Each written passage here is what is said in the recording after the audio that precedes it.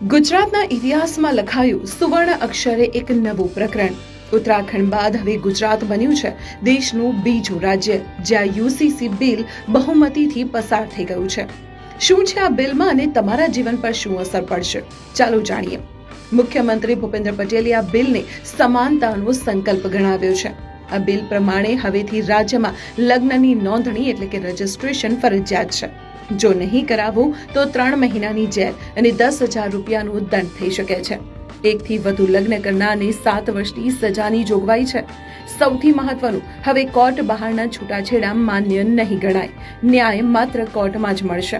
મહિલાઓ અને સગીરાઓની સુરક્ષા માટે પણ આ બિલમાં કડક જોગવાઈઓ છે, જેમ કે બળજબરીપૂર્વક લગ્નના કિસ્સામાં 7 વર્ષની જેલ, સગીરા સાથેના સંબંધોમાં સીધી પોક્સો હેઠળ કાર્યવાહી।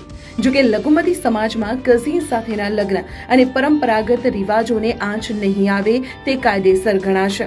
7.5 કલાકની મેરેથોન ચર્ચા બાદ આ બિલ પસાર થયું છે। વિધાનસભામાં સાધુ સંતોની હાજરીમાં આ ઐતિહાસિક નિર્ણય લેવાયો। સીએમએ સ્પષ્ટ કર્યું છે કે આ બિલ કોઈ ધર્મ વિરુદ્ધ નથી, પરંતુ દરેક નાગરિકને સમાન હક આપવા માટે છે। ગુજરાત હવે બદલાઈ રહ્યું છે સામાજિક સમાનતા તરફ।